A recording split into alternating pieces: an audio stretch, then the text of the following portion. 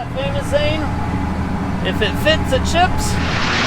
I think I'm ready to go. Yeah, that was easy.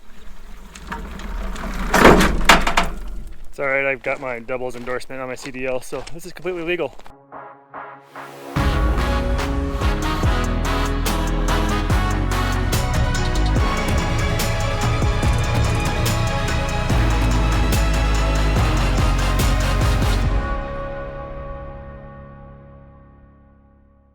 Well, good morning. Obviously, I'm not in the shop working on the sprayer, but I'm heading over.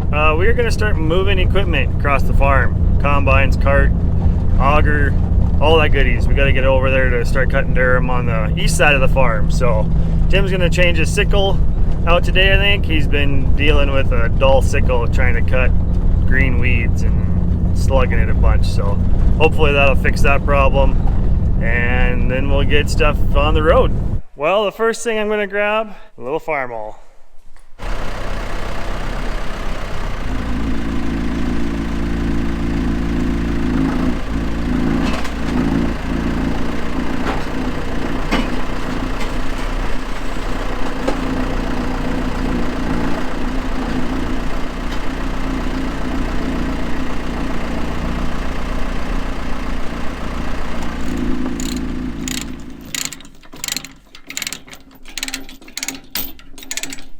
Change of plans. Figured we had a little time before Dad got back from town this morning.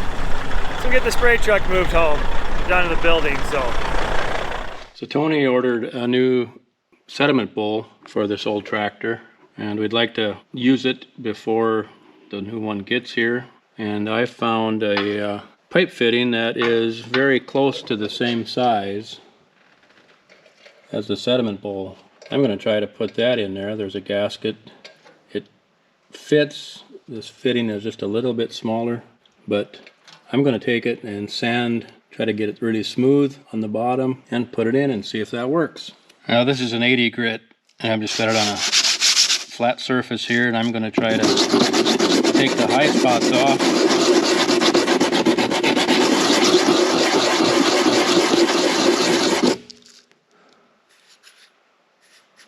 That gasket's going to fit more around the edge, so I need to try to get that a little bit taken down a little more.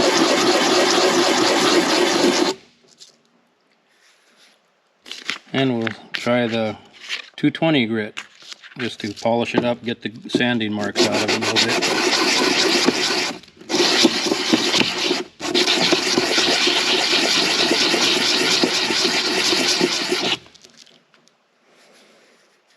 I think we'll try that and see if that works.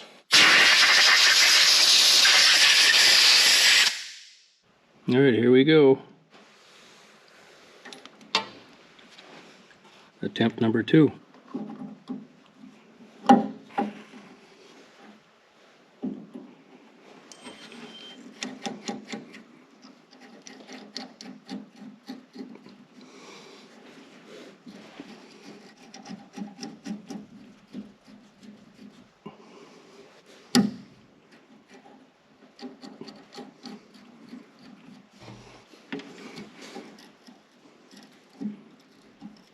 Alright, I've got it in there. Not sure if it'll hold. I'm going to turn the fuel on.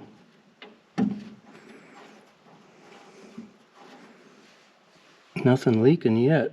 I'll bleed it a little bit and we'll try to start it. Well, I got out the power sander and it didn't work the first time.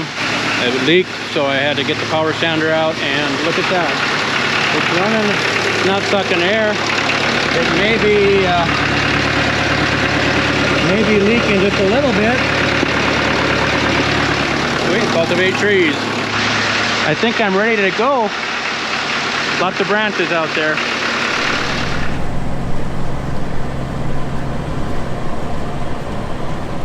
Well, the dash is in the shed here. I got the garden hose hooked up to the filler. These tanks both have floats in them. This tank's a little lower than the front one, so we fill from the back, and then the front doesn't get completely full, but we get a lot of water in there that way. It's only probably 500 to 700 gallons less than if they were both full. So that going, Tim just finishing up the sickles. Helped him shove the one in Dad's header. A little tough on the one side. I'm not really sure what was so tight, but probably gonna squeak a little bit when it starts, get all the green junk we've been cutting cleaned out of the guards. So we gotta shove the old sickles back into the tube because there's definitely some weight that they add to the header to counterbalance some stuff hanging on the other side so the headers float right. So kind of got to be balanced, so we can't just throw them in the shed for now. What is a happy day that we're putting our new rebuilt cutter bars in. These cutter bars have seen better days, and they've cut a lot of tough conditions. They've cut a lot of rocks too. So anyway, I have my trusty bar and hammer. So far at this current time I have all 10 fingers. If you know, you know. And I took the bolts out of both sides. That's that bolt right there. That squeezes that pin in. Brought my pry bar so we can start working this guy up and get that pin out of there, and then slide that cutter bar out, and we'll get the new one in. Yeah, that was easy. That's the pin that sets down in to the sickle head. That arm right there, there we are. That guy is what goes back and forth, driven by that gearbox, making your cutter bar cut. So anyway, we'll just set that guy off to the side somewhere where hopefully it doesn't drop. You kind of got to be careful because those are kind of like U-joint where they got those long needles in them. So we'll be careful getting it out, and then when we get the new one out, which is in the back frame rail on the other side. No, actually, sorry, they're right here on this side. So when we put those in, see how we have that red plastic cup in there? We'll put that back in there just to help hold the needles in that sickle head. Once you get it going, which this one is not wanting to get going right now, a little bit of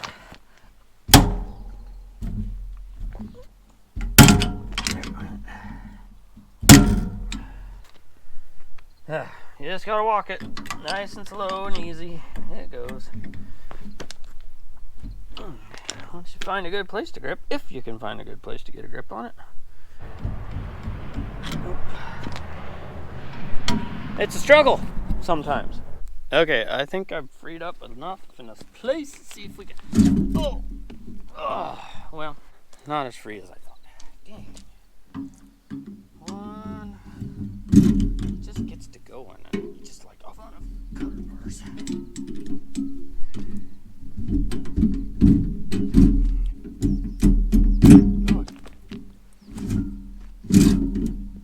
There we go. Ugh.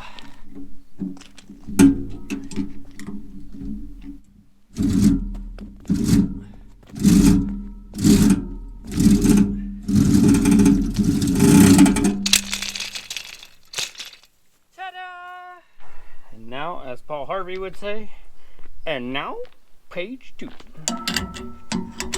Or cutter bar 2. I don't know, I wonder how many cutter bars Paul Harvey changed in his life. I'm just curious. Anybody else miss Paul Harvey on the radio? I do. Oh, that's nice. Okay.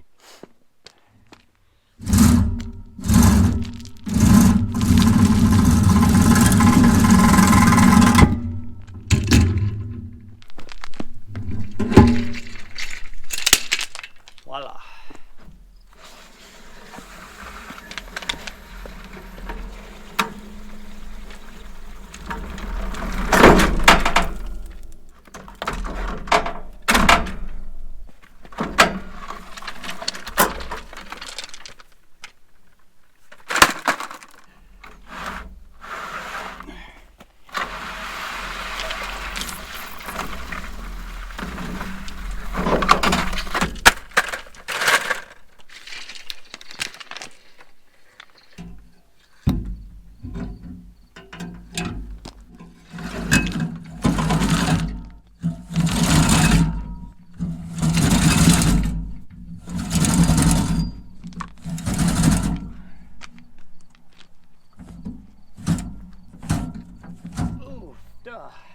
Well, we made it that far.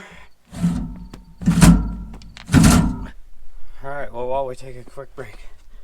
Look at the teeth on that puppy. So these are just a more aggressive tooth or serrade, whatever.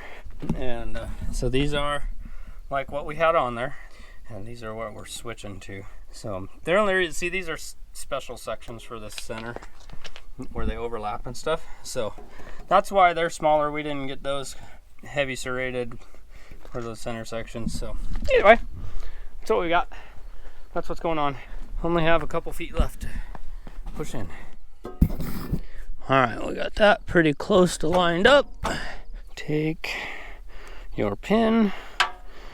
Not that that one wheat beard would be that big of a deal. And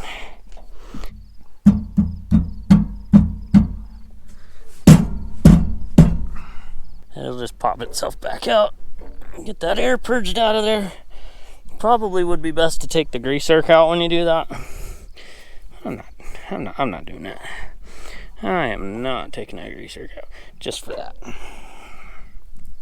Just gotta give it time. And then the bolt. Alright, so anyway, I took grease zerk out. Set that there. Yeah. Now it sets down in there tight. Just gotta let it burp, I suppose. Now it's set down in there good. And put the grease zerk back in. Because grease is kind of an important thing on this guy. This thing moves like twice the speed of mock chicken.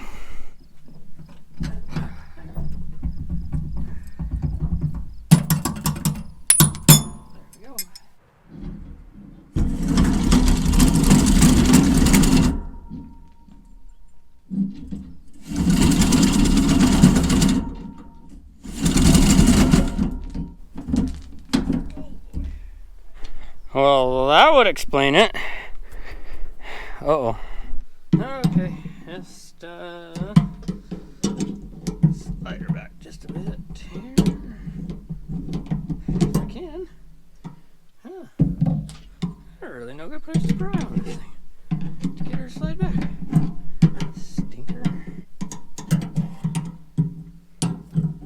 Nope. There we go.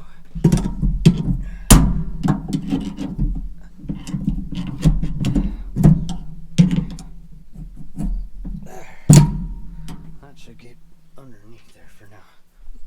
So why that was doing that is right here is the hinge point where it flexes, right? And even though I'm locked up, you see that kind of ramps up right here.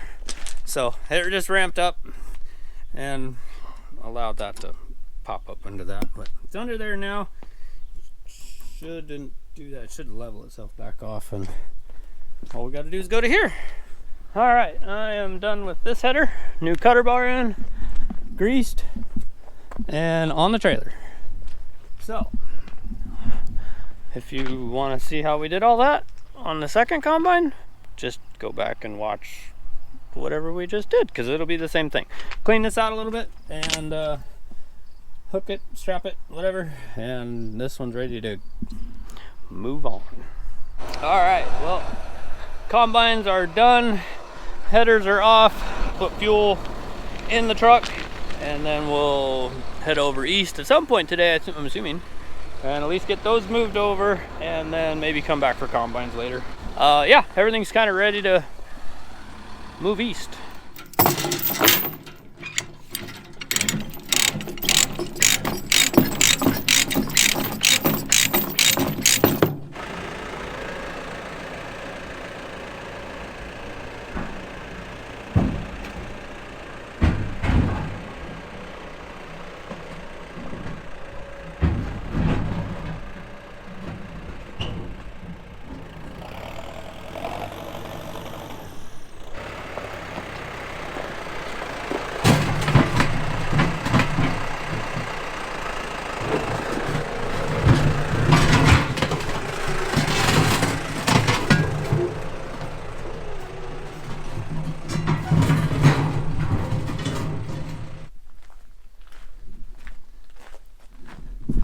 It's alright, I've got my doubles endorsement on my CDL, so this is completely legal. Well, we're getting close.